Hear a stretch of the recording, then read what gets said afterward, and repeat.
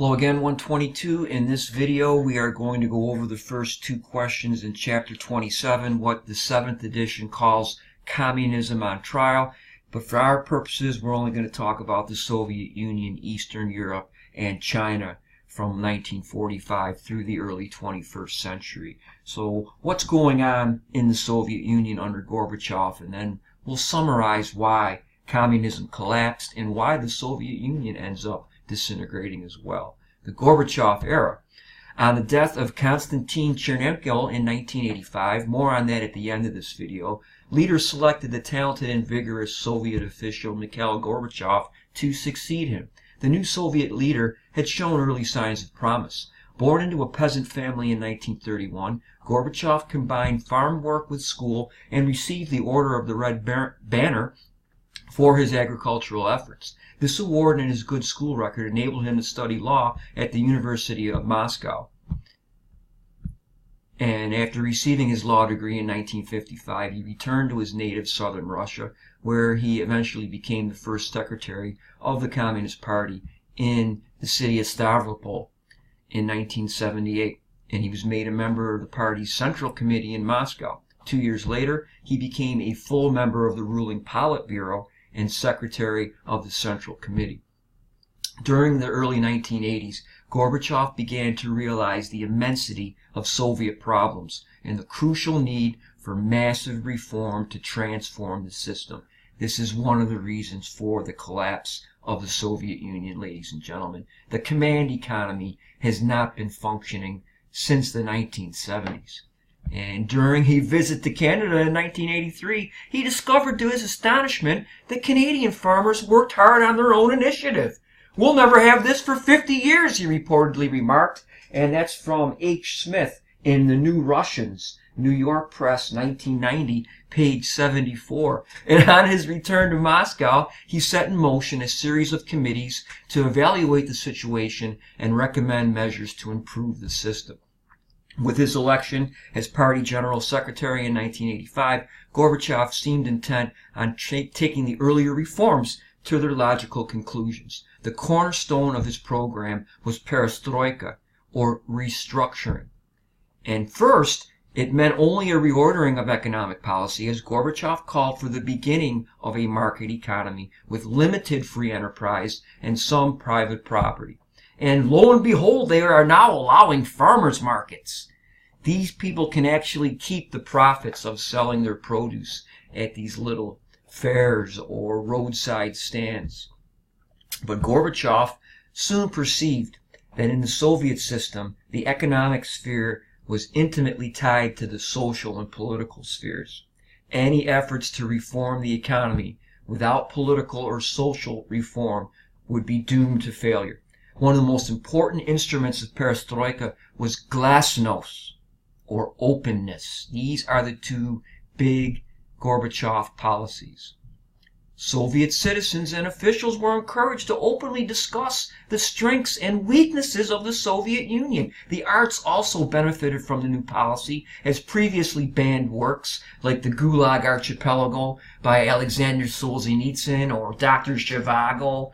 All of these things are now published in motion pictures. We're allowed to depict negative aspects of Soviet life. The totalitarian state, ladies and gentlemen, has ended.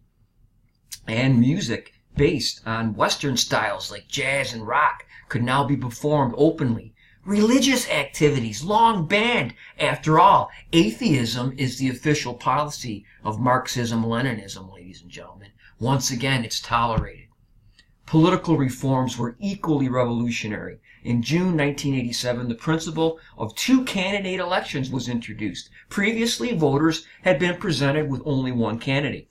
At the Communist Party conference in 1988, Gorbachev called for the creation of a new Soviet parliament, the Congress of People's Deputies, whose members were to be chosen in competitive elections.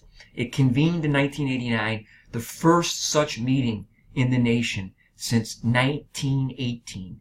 81 years since real elections had been held. Early in 1990, Gorbachev legalized the formation of other political parties. Oh man. And he struck out Article 6 of the Soviet Constitution, which guaranteed the leading role of the Communist Party.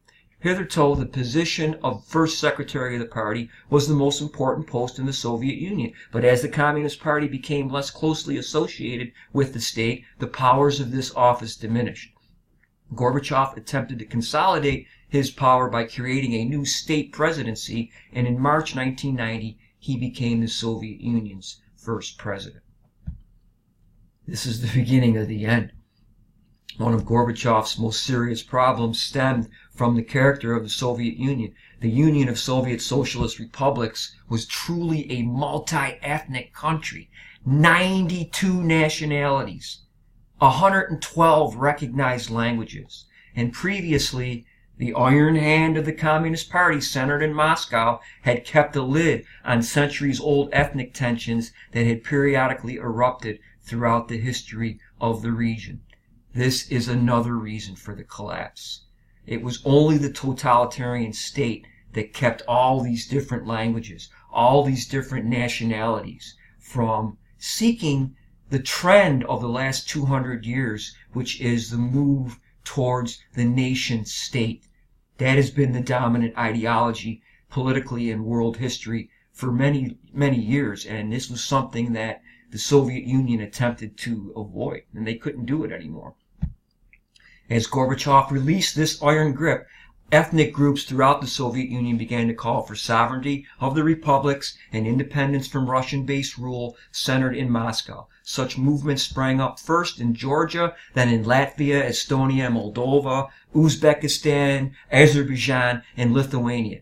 Lithuania, Estonia, and Latvia are the Baltic states up on that sea. And in December 1989, the Communist Party of Lithuania declared itself independent of the Communist Party of the Soviet Union. Despite pleas from Gorbachev, who had supported self-determination but not secession, other Soviet republics eventually followed suit. All the stands, all the Muslim countries to the south. And Ukraine voted for independence on December 1st, 1991. A week later, the leaders of Russia, Ukraine, and Belarus announced that the Soviet Union had ceased to exist and would be replaced by a commonwealth of independent states.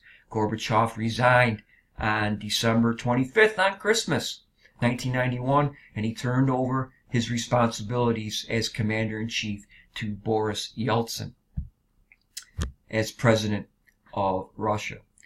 And by the end of 1991, one of the largest empires in world history had come to an end, and a new era had begun in its lands. And we'll go over this in a little more detail on what happened in this part of the world in chapter 28. And this is a nice chronology of the post-Stalin era. He died in 1953.